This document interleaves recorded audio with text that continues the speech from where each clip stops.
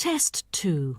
You will hear a number of different recordings, and you will have to answer questions on what you hear. There will be time for you to read the instructions and questions, and you will have a chance to check your work. All the recordings will be played once only. The test is in 4 sections. At the end of the test, you will be given 10 minutes to transfer your answers to an answer sheet. Now turn to Section 1. Section 1. You will hear a telephone conversation between a teacher from the art centre and a female student's father about her art courses. First, you have some time to look at questions 1 to 3.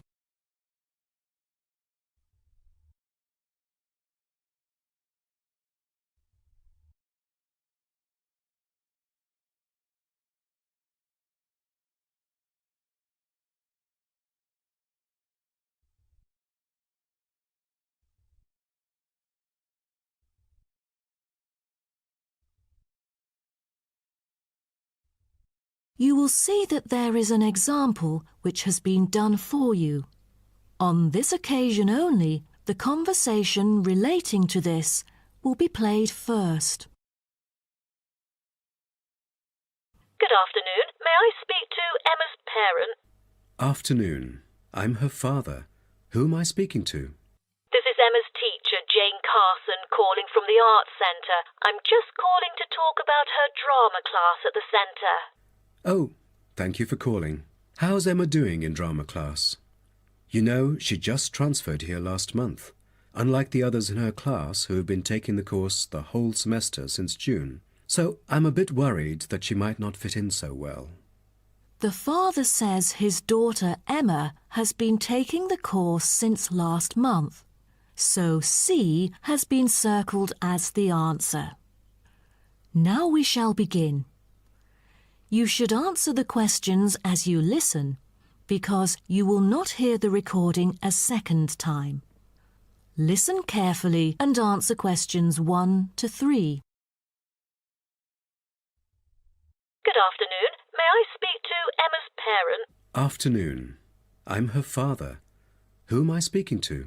This is Emma's teacher, Jane Carson, calling from the Arts Centre. I'm just calling to talk about her drama class at the centre. Oh, thank you for calling. How's Emma doing in drama class? You know, she just transferred here last month, unlike the others in her class who have been taking the course the whole semester since June. So I'm a bit worried that she might not fit in so well. There's no need to worry. She exhibits a strong performance in her drama class. Is that so? Yes, she didn't adapt to the new environment as quickly as I originally expected, and seemed a bit shy at first, but a few days later she made a couple of friends and became more talkative and also more involved in class. Emma really is a role model for others because she has always been an active participant during class. She voices her own ideas and is very creative. I didn't expect that, but I can tell that she really enjoys the course because she's been talking about it at home frequently these past few weeks. That's great to hear. Interest is always the best teacher. I also have to inform you that there's been an adjustment in the timetable of the drama class next term. Why is that? It's not that the music room that we currently use isn't available. As there are too many enrolling for the coming semester, increased class size means that space is limited to house the whole class. Also, the new classroom we use is not available during the current time frame, so I'm afraid we have to change the time for it. I see. So when would it be? As you know, the current class begins at 3:15, but the new time of the drama class would be 4:45. I'm afraid I have errands to run during that time. On the other campus, the class still begins at 3:15, but for the campus Emma goes to, it is the only time available for drama class. Oh, I see. I have to make adjustments to my course schedule then. No problem. Before you hear the rest of the conversation, you have some time to look at questions 4 to 10.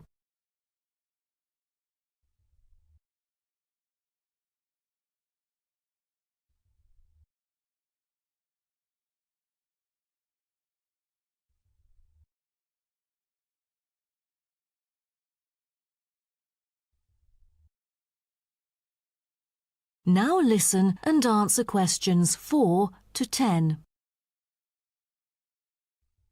Miss Carson, I'm thinking about signing Emma up for another art course. I'm thinking about dance class. Dance class is a popular course here, a great choice for a child to shape up and have fun. But unfortunately, it is oversubscribed at the moment. I have to put you on the waiting list. That's too bad. What else can I choose from then? Could you give me some advice? Sure. Emma could take singing class as well. This would improve her musicality. Sounds good. When is that? It is held every Friday evening. That's too bad. Emma already has a swimming class earlier that evening. It will be too late for her to come home if she takes this course. There is also a vocal course available. Emma's got a great voice. I'm sure she'll stand out in the class. Tell me about it. The vocal course starts at 4:30 p.m. every Tuesday. It isn't fully booked yet. Great teacher, experienced and beloved by students. The price is a bit higher though. How much is it? It's $110. Oh, that's too much.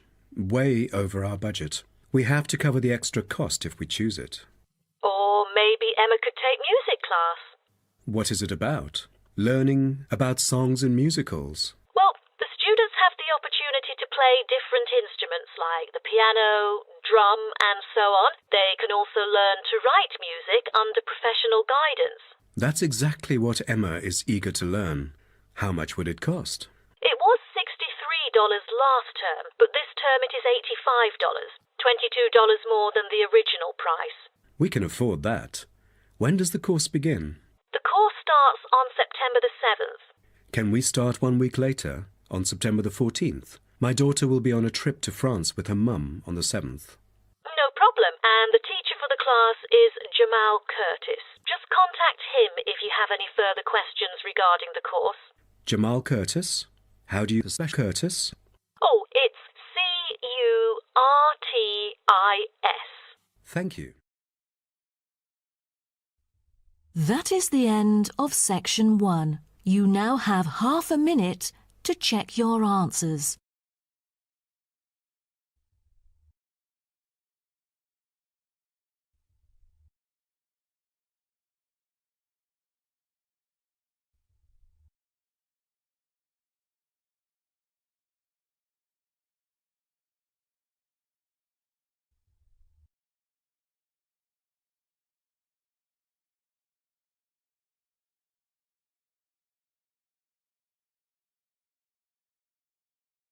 Now turn to section 2. Section 2.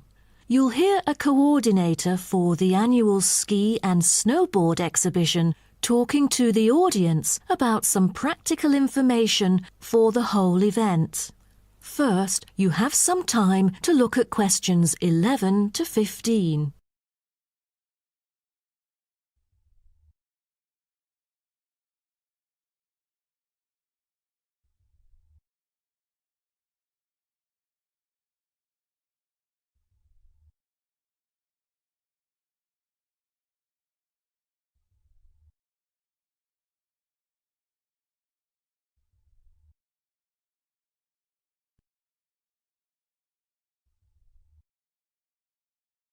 Now listen carefully and answer questions 11 to 15.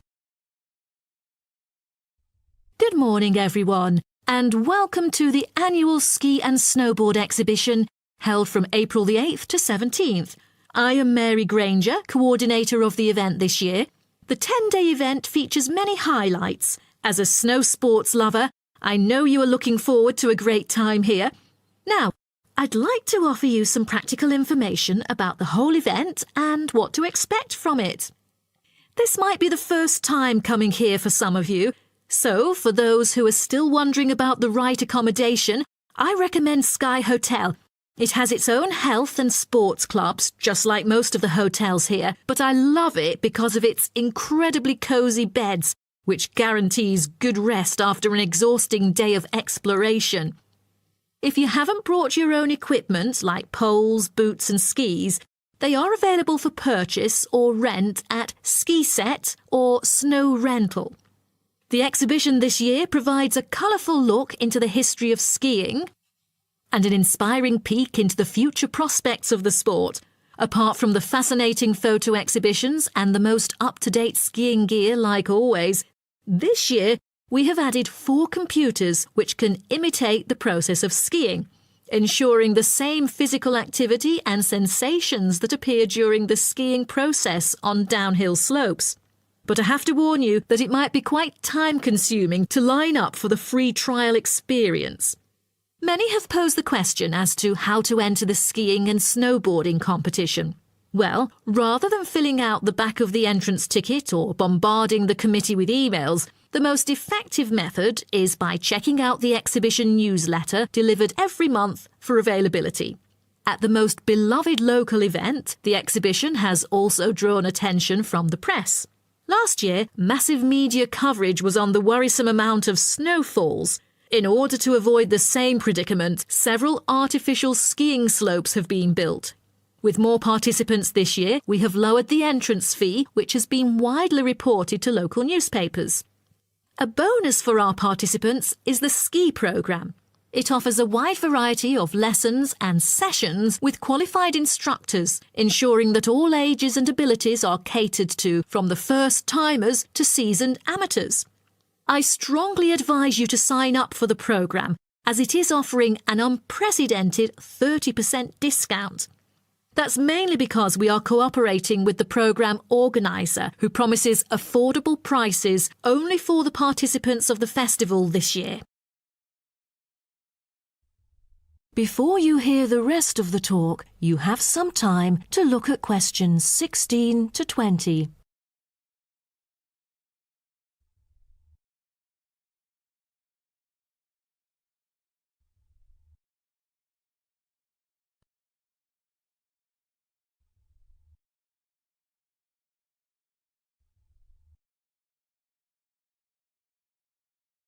Now listen and answer questions 16 to 20. Now, I would like to introduce you to the list of presentations during the following week so that you can better plan your schedule. The first presenter, Simon, is one of our best ski instructors. As an experienced instructor, he will inform you about the dangers that face skiers and snowboarders. Accidents happen mostly to those who are careless or ignorant. Good risk management involves considering both the probability and consequences of an accident. The next speech, titled Solution, is given by Jamie Kurt. A list of problems may occur to novice skiers and snowboarders, so he is going to offer useful information for first-timers on choosing the appropriate gears, the right dress code, and ways of protecting your skin. For instance, some of you may have rented the skiing equipment, but rental footwear is notoriously uncomfortable. Then, Jamie will provide instructions to help make your footwear fit better. The third speech is about a documentary introducing skiing and snowboarding and the difference between the two sports. It also depicts a group of snow lovers exploring new slopes with breathtaking views. The director, Andy Fisher, will be there, addressing the whole shooting experience. The fourth talk is about the tricks of skiing, presented by Harry Tyson. It is most useful for those who have already tried skiing, yet still need more practice to master the sport. Harry will teach you how to turn more skillfully. A lot of people can keep their skis roughly parallel, but there's no point if you make it hard to work with and slide around out of control. Useful exercises will also be suggested to improve your parallel skiing technique so that you can tackle steeper slopes and enjoy yourself more. Jason Smith will be the last presenter, mainly addressing towards advanced skiers. He manages to apply snow climbing into skiing. Climbing in soft snow, you are floundering around. Walking becomes harder, So, a good trick during climbing is to maintain a wider gait, approximately shoulder width, so that you are more stable while walking. This works for skiing as well. That is the end of section 2. You now have half a minute to check your answers.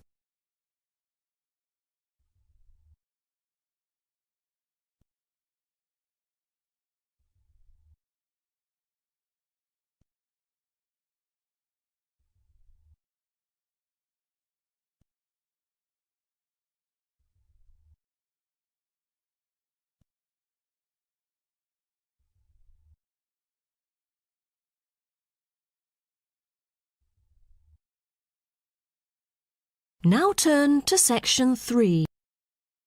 Section 3. You will hear a student called Jerry discussing a pedagogy course with his tutor. First, you have some time to look at questions 21 to 23.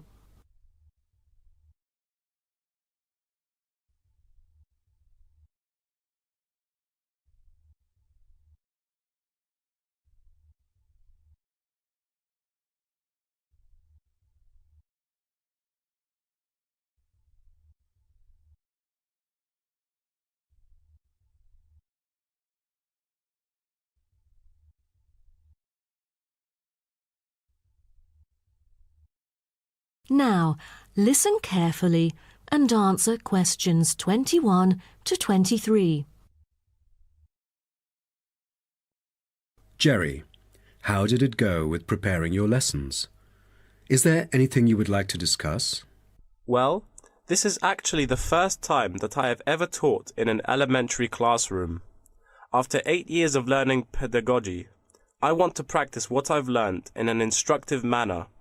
But I'm a bit stuck right now. The topic I want them to research is a bit hard for pupils. I'm afraid that they won't be able to handle it on their own. So I need new ideas on designing more effective teaching methods. Mr. Carter, do you have any suggestions? Well, you should probably read this book called Professional Learning, written by J.K. Simmons. He is a professor who just transferred here last semester, but is already popular amongst the students for his creative teaching methods.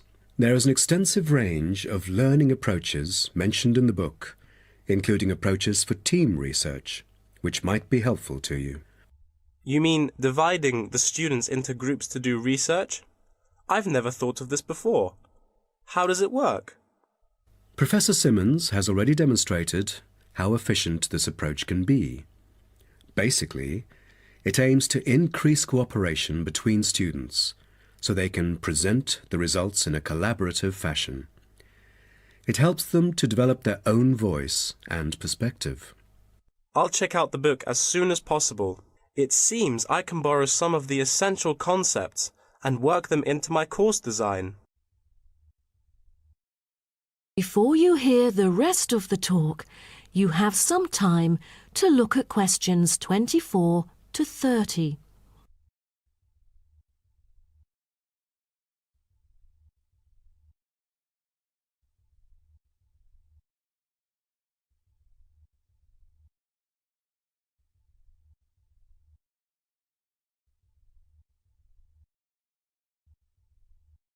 Now listen and answer questions 24 to 30.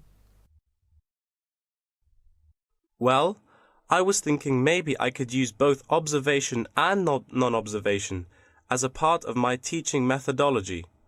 Could you take a look at my teaching plan? Sure. What kind of observational methods do you have in mind? For the observational part, I intend to include 2 approaches. First, the pupils can assess each other's behavior. I feel that reviewing fellow students through criteria-based reference evaluation allows constructive feedback. It can also improve their understanding of the subject material. That's a smart move for a large class that would be hard to observe all by yourself. Also, you might want to get the feedback from several different individuals rather than just one. So how do you plan to carry out the peer assessments?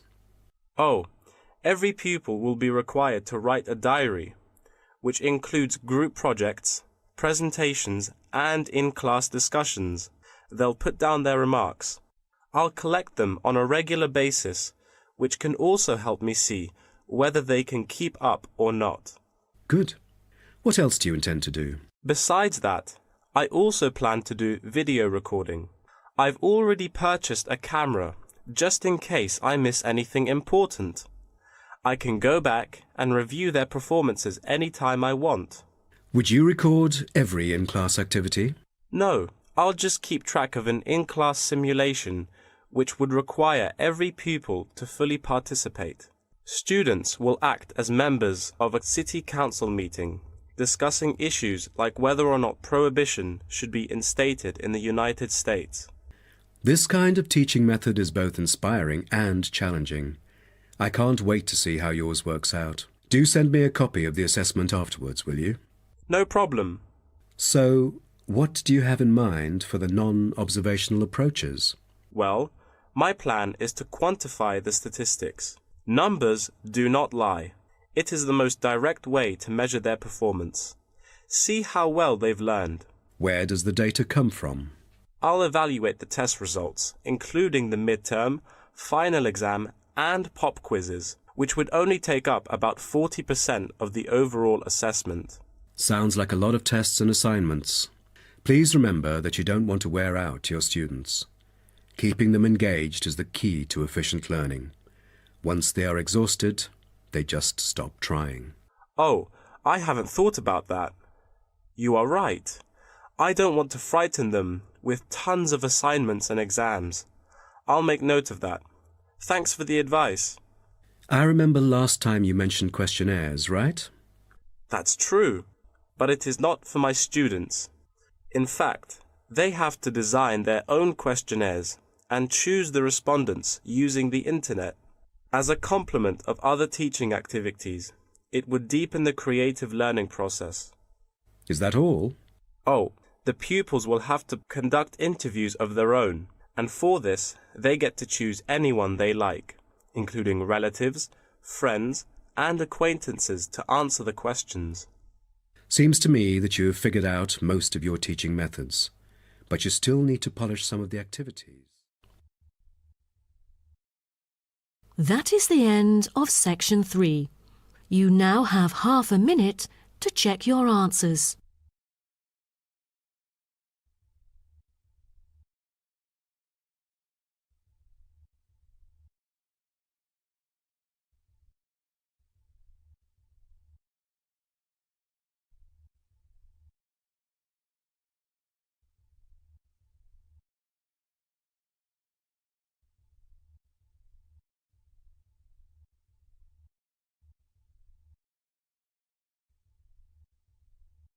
Now turn to section 4. Section 4. You will hear part of a lecture about urban migration. First, you have some time to look at questions 31 to 40.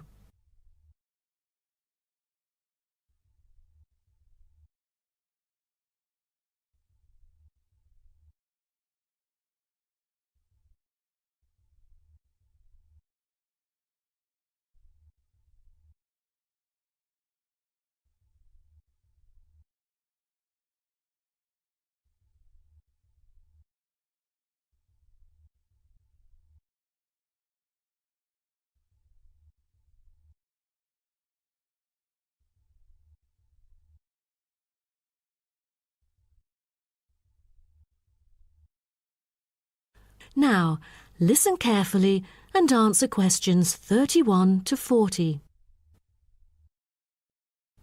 Good afternoon, and welcome to my talk on urban migration today. The world has experienced unprecedented urban growth in the recent decades. As much as 3% of Earth's landmass has been urbanized, an increase of at least 50% over previous estimates. Today, people living in cities already outnumber those in rural areas, and the trend does not appear to be reversing. In addition, cities have larger amounts of carbon consumption than rural areas. This is a result from two major aspects. First, with the increase of urban population around the world, the massive construction of urban infrastructure and residential housing is hard to avoid. Second, urban households have a higher rate of car ownership and use more gasoline products. Even though rural exodus is often negatively judged, there are also benefits of migration shared by the local environment and the society as a whole. Well, firstly, global trends of increasing urban migration and population urbanization can provide opportunities for nature conservations, particularly in regions where deforestation is driven by agriculture. As rural dwellers leave their homes, local forests are left to recover. What's more, it is easier for city dwellers to get around. Living in the country means transport can be very difficult. For instance, after midnight there are no buses or taxis in the countryside. However, there is still a number of public transport modes to choose from in the city. Finally, with more funds and advanced technology, cities endeavor to produce clean energy. New power plants have been built to take harmful methane gas created by the decomposition of rubbish and convert it into electricity. By doing so, an important greenhouse gas is turned into useful energy rather than being directly emitted into the atmosphere. The hustle and bustle of city life offers women the opportunity to explore different professions and pursue their own careers. Women in cities work as engineers, managers, and even football players. This change of roles has affected their marital status and family life. More women are choosing their careers over marriage, which raises the graph of late marriages. As a result, more are remaining single well into their late 30s. They want to be independent and earn money on their own. It is also easier for them to get a promotion while working in the city. Women are slowly achieving wider participation at work, while in rural areas, the mindset is still very conservative.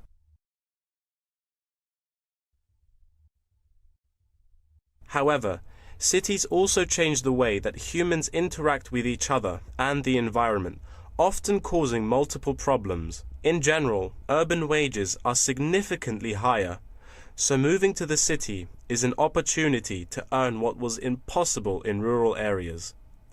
However, the wage difference is often offset by the higher cost of living and absence of self-produced goods, including subsistence farming. A sizable proportion of new corners attach greater importance to money and gradually abandon their former way of life, thus risking losing their culture.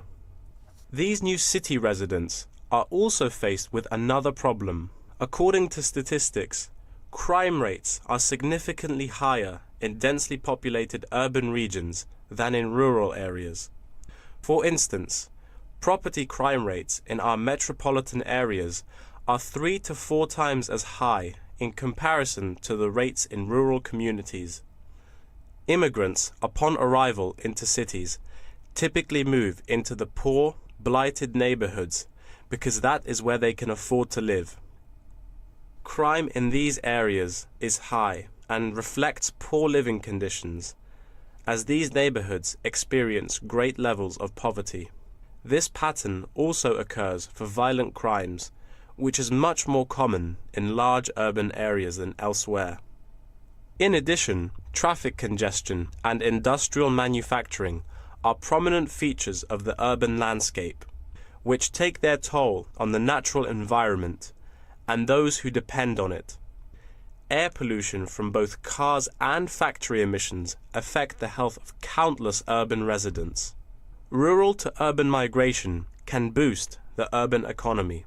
With a better economy, cities provide their residents with better welfare, but the concentration of services and facilities such as education, health, and technology in urban areas inevitably contributes to greater energy consumption.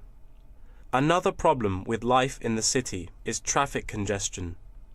It makes people late to work, and thus stresses us out before we even get there.